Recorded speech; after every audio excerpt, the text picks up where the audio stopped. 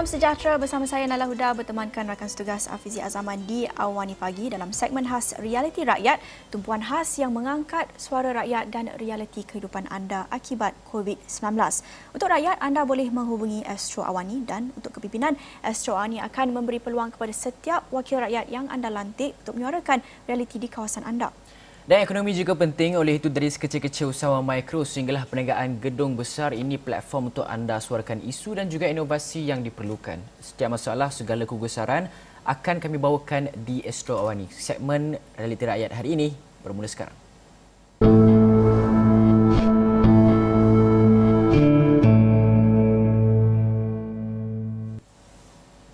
Baik, meskipun dalam suasana Perintah Kawalan Pergerakan Bersyarat PKPB ketika ini, namun kemeriahan Aidilfitri tetap dinantikan dan bagi golongan tua, khususnya ibu dan bapa, suasana tersebut hambar berikutan anak-anak yang tinggal di luar tidak dapat pulang menyambut hari Lebaran ini.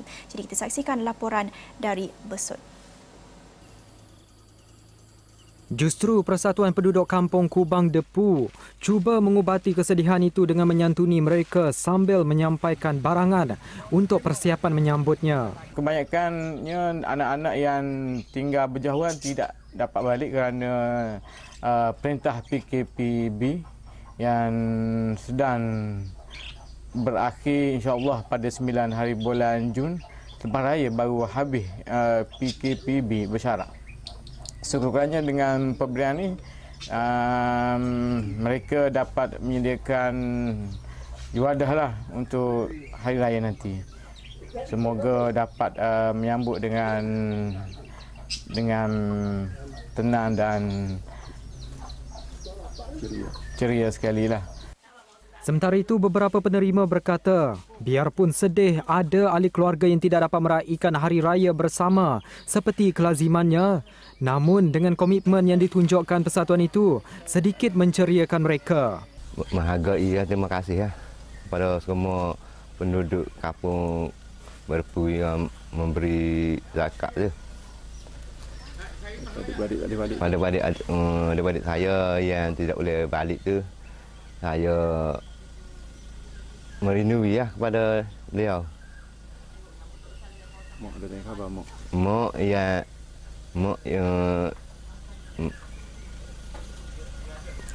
Ada tanya khabar adik-adik?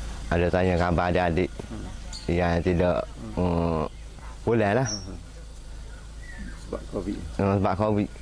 Saya orang beri bantuan kepada saya bersyukur alhamdulillah pada orang yang bagi itu. Raya anak tak balik ni? Anak tak balik, saya pun bersyukur. Tak apa, orang kampung mari berjalan di rumah saya. Bersyukur juga dah mana ceria. Raya jadi juga lah. Raya jadi. Jelas mereka sekurang-kurangnya dengan kehadiran ahli jawatan kuasa persatuan dapat menyelami perasaan dan mengurangkan kesedihan golongan itu untuk menyambut Aidilfitri. Baiklah, tiada istilah raya sakan. Sebaliknya, persiapan hanya dibuat ala kadar berikutan tahun ini. Umat Islam akan menyambut Aidilfitri yang jauh berbeza berbanding sebelum ini. Berikutan, negara kita masih lagi sedang memerangi wabak COVID-19 dan itulah reaksi beberapa pengunjung di Uptown Raya yang ditemui ketika membeli kelengkapan di Tapak Expo Seberang Jaya, Pulau Pinang. Rata-rata pengunjung mengaku hanya membeli baju raya untuk anak mereka dan melupakan keperluan sendiri kerana hanya akan beraya di rumah berikutan Perintah Kawalan Pergerakan Bersyarat PKPB masih berkuat kuasa. Pengunjung Abdul Aziz Ishak, 44 tahun memberitahu tahun ini dia hanya membeli pakaian raya untuk 6 anaknya berusia antara 4 hingga 13 tahun. Malah dia dan isterinya tidak membuat persiapan untuk menyambut tetamu selain perlu mematuhi prosedur operasi standard SOP yang ditetapkan Kementerian Kesihatan Malaysia KKM berhubung jarak sosial. Persiapan ala kadar sahaja. Tak ada istilah raya takan. Raya ala kadar sahaja. Ala kadar sahaja. Kuih-kuih raya pun kita pun cuma pesan yang penting-penting buat ketupat lah. Raya pun cuma adik-adik saudara-saudara kita lah yang ada lah. Tak ada ni. Nada sama dikongsikan suri rumah dari Sungai Dua Butterworth, Hamidah Abdullah, 47, yang hanya membeli baju baru untuk 5 anaknya, sedangkan dia sendiri akan memakai baju sedia ada. Raya yang tahun ni cuma biasa-biasa je lah, tak boleh balik kampung. Cuma untuk shopping pun untuk anak-anak je lah. Macam untuk mak ayah, untuk kami semua tak beli lah. Itulah. Anak 5. Ni untuk anak. Semalam beli untuk anak perempuan, hari ni beli untuk anak lelaki. Mak ayah tak beli lah. Tak fikir pun, semua untuk anak-anak je lah. Sebab raya tak pergi mana pun. Sementara itu, bagi peniaga, Muhammad Izzat Rahim, 29, mengakui kehadiran pengunjung ke Uptown Seberang Jaya tidak semeriah seperti di Uptown Bertam, Kepala Batas tahun lalu. Sebelum ni kita berniaga di Carnival Mahabah Kios Bertam. Kalau sebelum ni kira sambutan pun kira menggalakkan. Tapi kali ni pun dia okey juga, tapi dia tak semacam dengan sebelum ni. Tapi kira terima kasih jugalah kepada pengunjung-pengunjung kerana memberikan peluang kepada peniaga-peniaga semua. Bagaimanapun, dia berterima kasih kepada penganjur kerana membuka Uptown baru di tapak Expo Seberang Jaya, sekaligus memberi peluang kepadanya dan rakan-rakan mencari rezeki pada musim perayaan.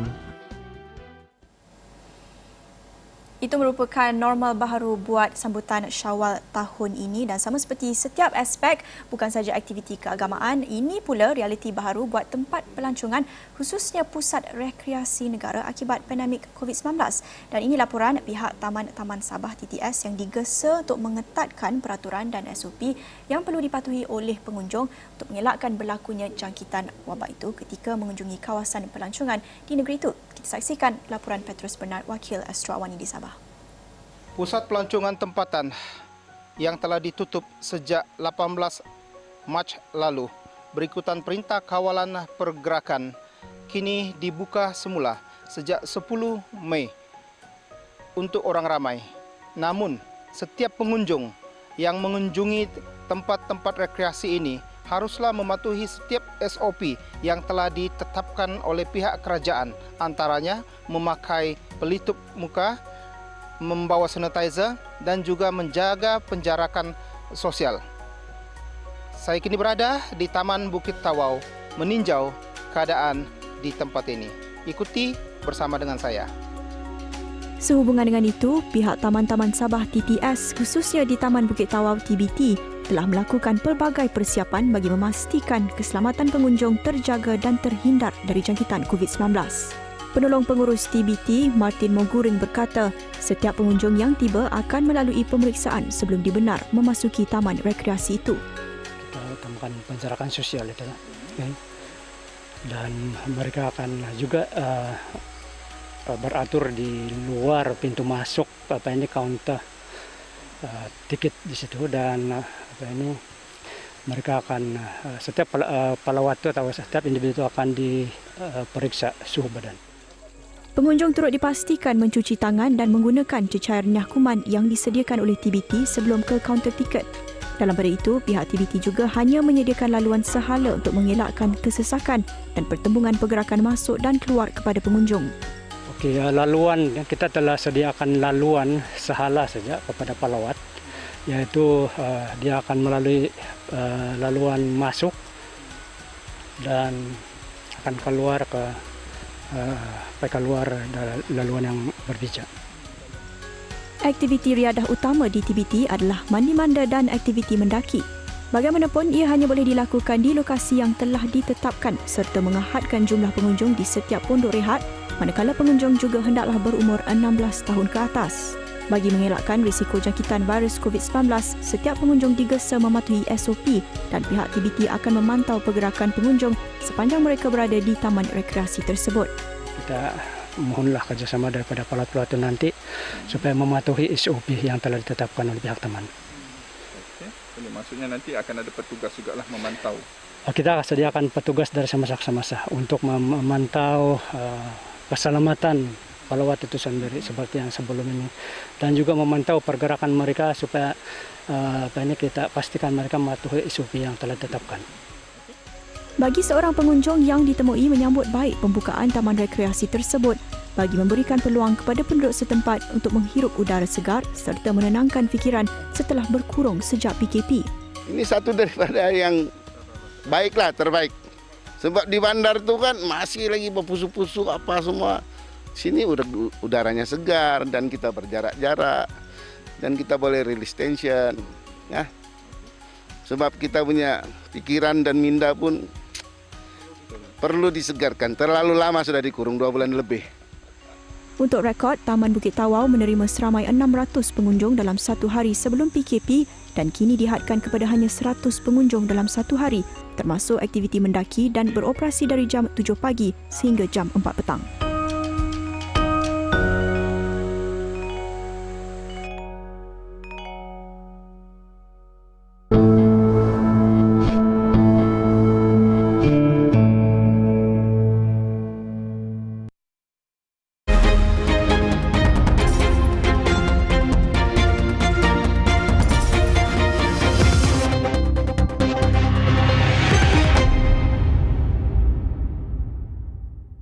Bertemu kembali di Awani Pagi dan kita bawakan pelbagai kisah-kisah realiti rakyat akibat PKP dan pandemik COVID-19 ini, terutamanya menjelang Hari Raya Aidilfitri, dan ketika negara berada dalam PKPB ketika ini, keterujaan menyambut Syawal tetap dirasai dan menjadi tradisi di sesetengah tempat. Malam 7 likur diraikan bagi memeriahkan suasana menjelang Aidilfitri.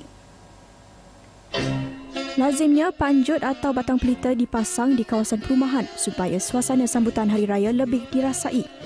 Walaupun ketika negara berdepan Perintah Kawalan Pergerakan Bersyarat PKPB, di Johor umpamanya, Jabatan Penyiaran di sana mempunyai cara tersendiri apabila memasang 550 batang panjut atau pelita di setiap bangunan berkenaan.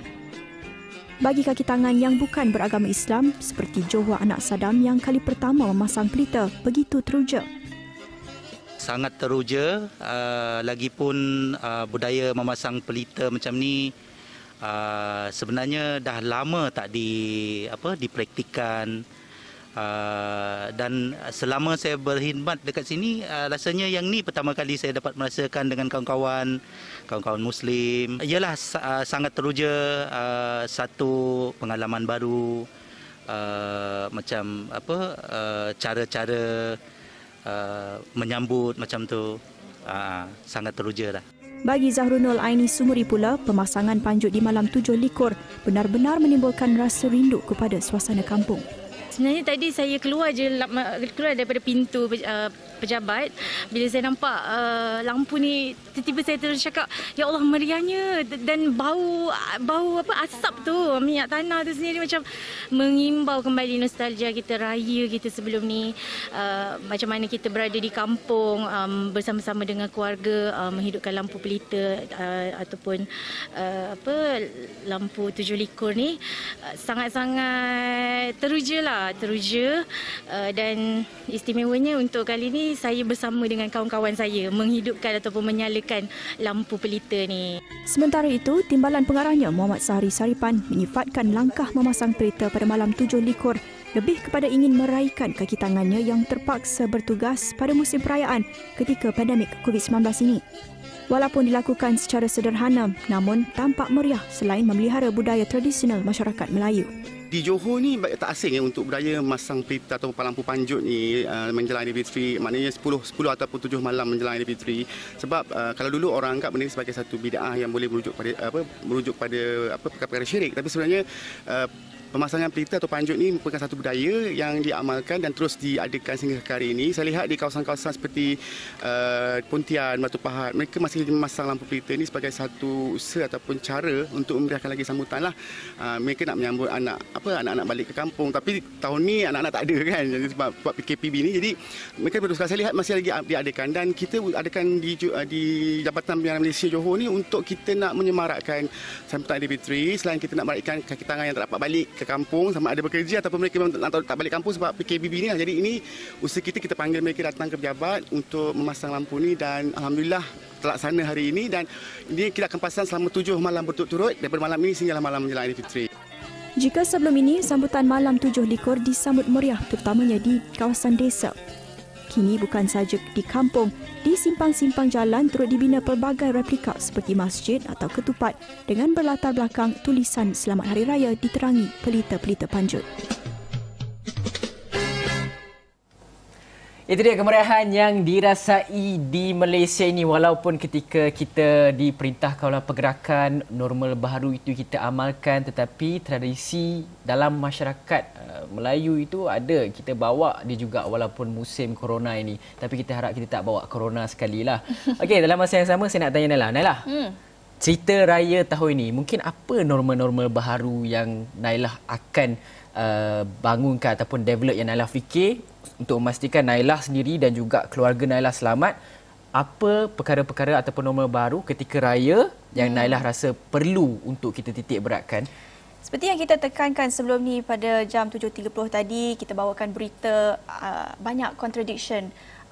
Aktiviti menziarah pada hari raya pertama tu boleh ke tak benarkan 20 orang lebih kurang dan sebagainya. Bagaimana SOP pada sambutan hari raya nanti? Dan walaupun kelonggaran itu diberi, tapi bagi saya normal baharu adalah tidak membenarkan aktiviti menziarah itu di rumah saya sendiri, kerana saya ingin menjagakan kesihatan, bukan saya kesihatan saya sendiri tetapi terutamanya ibu bapa saya dan juga anak-anak, kanak-kanak yang kanak-kanak. Saya tak ada anak lagi, jangan risau. Tapi kalau Hafizi nak datang, mungkin saya boleh pertimbangkanlah kalau datang seorang, atau Hafizi tak dapat nak balik kampung tahun ni, kesian pula tak dapat nak pasang pelita, tak dapat nak rasa nasi kandar. So bolehlah saya pertimbangkan tambahkan lagi seorang kuota menziarah pada hari raya nanti. Tapi itulah menjadi norma baharu di rumah saya, dan saya harap ramai juga yang akan mempertimbangkan SOP mereka masing-masing ketika hari raya nanti. Walaupun ada kelonggaran itu, tapi kita berfikirlah dan kita mempertimbangkan, ambil kira kesihatan warga emas dan juga kanak-kanak pada hari raya nanti. Dan bercakap tentang tradisi, seperti yang kita katakan tadi, walaupun amat berbeza perayaan tahun ini, tapi tradisi kalau kita lakukan dengan betul, kita masih tetap kepada SOP, masih boleh diteruskan. Dan ini kita nak cerita pasal tradisi makanan di masyarakat Rawa, iaitu kelamai, yang menjadi kehidangan ataupun hidangan wajib setiap kali menjelangnya Aidilfitri. Dan walaupun terdapat permintaan tinggi, tidak ramai yang menghasilkan juadah itu kerana proses pembuatannya yang rumit. Kita saksikan laporan ini.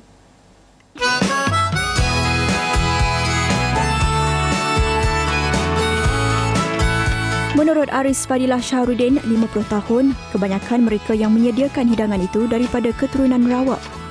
Aris yang juga dari keturunan Rawa berkata, dia meneruskan perniagaan kelamai secara sampingan yang diwarisi dari arwah abangnya sejak 4 tahun lalu. Ujarnya permintaan terhadap kelamai tetap tinggi walaupun dalam tempoh Perintah Kawalan Pergerakan, dan dia menggunakan khidmat penghantaran secara pos untuk pembeli dari luar Perak. Jadi kelamai ni bahan-bahan dia tepung pulut, lepas tu gula merah lah, gula merah dan kelapa yang santan yang dimasak dijadikan macam minyak, dan kelapa parut digoreng. Buluh ni di Malaysia orang panggil buluh hau lah, di sini orang kata buluh kelamai. Jadi buluh ni banyak terdapat di tepi-tepi sungai. Jadi buluh ni kita ambil di tepi sungai tu, kita potong-potong ikut ruas dia. Ruas dia ni tak sama dengan ruas buluh lemang. Buluh lemang dia ruas dia panjang-panjang. Jadi yang ni ruas dia pendek-pendek. Jadi kita terpaksa tebuk ruas yang ada di dalam. Rasa dia adik-beradik macam dodol juga. Tapi masak dalam buluh. Tapi dodol dia tak ada, kata orang kelamai dia ada macam berongga-rongga dia punya, betul kan? Macam dodol tak ada. Memang orang Rawa je yang niaga benda ni. Buat benda pun hanya orang Rawa je yang buat. Kata-kata saya tak menantangkan yang kali ni. Harga dia yang biasa kita ada dua. Yang biasa harga 20, yang besar sikit 25. Aris turut mengakui hampir 80% masyarakat Rawa di Kopeng Perak tidak lagi menghasilkan juadah berkenaan. Ini kerana ramai yang sudah berusia serta tidak lagi mampu untuk menyediakan makanan berkenaan berikutan proses menyiapkannya yang rumit. Cara masaknya malah rumit sebabnya pertama nak dibasuh mulut, nak dijemur, nak dikeringkan, nak di mesin. Lepas tu nak dimasak air gula, dicampur dengan tepung tadi lah. Lepas tu besoknya kita masukkan taik minyak. Taik minyak tu proses dia dalam setengah jam lah kalau angkat masak. Lepas tu dah siap taik minyak, tu yang proses pula kerisik untuk nak masuk dalam adunan tadi lah, dalam tepung pulut tadi tu. Dia dalam berap 3 hari lah. Macam hari ni Kak Izan masukkan kerisik dengan taik minyak tu, boleh terus masak, bakar lah. Proses last lah tu. Keramai bentuknya seakan lemang dan rasa seperti dodol. Biarpun proses pembuatannya rumit, tetapi keluarga ini berharap agar generasi muda tidak melupakan makanan tradisi masyarakat Rawa ini. Malah beliau juga giat mempromosikan produknya melalui pelbagai platform agar dikenali hingga ke peringkat antarabangsa.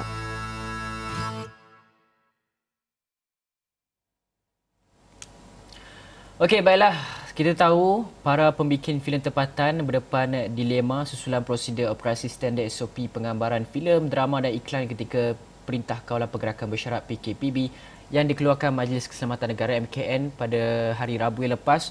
Pembikin filem dokumentari Ahmad Yazid Ahmad Puad memberitahu meskipun kebenaran untuk mengadakan aktiviti penggambaran diluluskan selepas perayaan Aidilfitri, namun ia adalah terlalu umum. Mereka mahukan tarikh yang lebih spesifik dan juga SOP yang lebih spesifik perlu dikeluarkan segera oleh MKN supaya penggiat filem yang memang sudah lama terkesan akibat PKP ini dapat beroperasi semula walaupun dalam kapasiti yang terhad. Kita tengok laporan ini. Katanya, walaupun sudah mendapat signal daripada kerajaan, namun belum ada satu tarikh yang utama. Walaupun telah dibenarkan lepas Aidilfitri, tapi kita tak ada masa lagi. Tak tahu, lepas Aidilfitri boleh jadi Disember. Jadi bila tu, adakah SOP ni perlu dikemas kini dulu sebelum kita dapat sijil SPP Finas ataupun hari raya ketiga kita dah boleh shoot. Kita tak tahu. Dalam pada itu, seorang lagi pengarah dan produser Dr. Vimala Perumal ketika dihubungi Esro Awani menyifatkan SOP yang menetapkan kru tidak melebihi 20 orang susulan norma baharu ini sedikit mencabar. Pun begitu, kata Vimala, beliau berterima kasih kepada kerajaan atas keprihatinan membenarkan aktiviti penggambaran beroperasi semula memandangkan kebanyakan kru bekerja sepenuh masa dan pendapatan mereka bergantung sepenuhnya kepada penggambaran. Saya akan terjun padang mungkin dalam masa 2 bulan lagi. So I hope we can learn from each other with everyone and let's do this together. And sebagai pembikin filem, kami tidak ada niat untuk mewujudkan kluster baru COVID-19 due to penggambaran. Itu yang disampaikan oleh penggiat industri filem dan telah pun diulangi sebelum ini. Mereka perlukan SOP dan juga garis panduan yang lebih terperinci bagaimana untuk menjalankan operasi penggambaran filem dan sebagainya, kerana seperti yang dikatakan tadi oleh Dr. Vimala Perumal, pengarah dan produser, katanya mereka tidak ada niat untuk mewujudkan satu kluster baru COVID-19 hanya untuk menjalankan penggambaran. Jadi mereka amat bimbang dan amat terkesan pada masa sama, tapi mereka masih mementingkan keselamatan dan juga kesihatan rakyat Malaysia ini, dan kita harap dapat melihat lebih banyak kerjasama antara pihak berkuasa dan juga penggiat filem ini untuk melihat apa agaknya penyelesaian dan juga SOP yang dapat melihat kepada setiap aspek. Dan seperti mana kita bawakan kisah-kisah usahawan dan juga PKS sebelum ini merupakan perkembangan terbaru. Kementerian Pembangunan Usahawan dan Koperasi MEDAK dan agensi di bawahnya komited untuk mempercepatkan tempoh proses permohonan untuk membantu usahawan yang terjejas akibat COVID-19. Menteri Pembangunan Usahawan dan Koperasi Datuk Seri Dr. Wan Junaidi Tuanku Jaafar kata usaha itu antara inisiatif yang dilakukan pihaknya dengan menambah baik produk dan perkhidmatan yang disampaikan bagi manfaatkan usahawan perusahaan kecil dan sederhana PKS, mikro dan koperasi. Katanya penambahbaikan yang dilaksanakan juga membuktikan MEDAK dan agensi peka terhadap keperluan semasa selain memantapkan PKS di negara ini. Selaras dengan usaha ini, MEDAK melalui hasil kajian telah mengambil langkah menyesuaikan penyampaian program dan perkhidmatan berdasarkan situasi semasa untuk memudahkan urusan usahawan. Jelas beliau adalah penting proses dan prosedur dipermudahkan serta ditambah baik agar akses kepada kemudahan kewangan atau perkhidmatan lebih cepat diterima dan akhirnya menghasilkan impak yang positif. Dalam pada itu, Wan Junaidi juga menambah, Terdapat 6 inisiatif yang dilaksanakan bertujuan memudah cara permohonan, menambah baik tempoh proses dan kelulusan pembiayaan kepada mereka yang terlibat. Ya, betul tu. PKS merupakan tulang belakang ekonomi negara. 98% ekonomi adalah daripada PKS itu sendiri dan sudah pasti pelbagai langkah perlu kita laksanakan untuk membantu mereka kerana mereka inilah yang terdapat banyak sekali pekerjaan yang ditawarkan oleh PKS merangkumi pelbagai pihak yang sudah pastinya kepada golongan B40. Itulah yang menjadi perkara penting ataupun perkara pokok yang perlu dilihat sekarang ini apabila angka pengangguran itu terus meningkat sebanyak 610,000 pada bulan Mac itu saja. Kita baru saja memasuki fasa kedua walaupun kita setengah PKP, setengah PKPB, tetapi itu sudah pasti membuatkan ketidaktentuan syarikat-syarikat PKS ini untuk melihat perniagaan mereka sama ada boleh bangun ataupun tidak boleh bangun ataupun mereka terpaksa gulung tikar. Itulah yang perkara kita bimbangkan sekarang. Okey, bagi saya itu sahaja yang dapat kami bawakan di Awani Pagi segmen Realiti Rakyat hari ini. Anda teruskan bersama kami di buletin-buletin Awani seterusnya dan kami akan bawakan perkembangan lanjut di astroawani.com. Sekian daripada saya, Naila. Yap, dan saya Naila. Awak Hafizi. Salam hormat.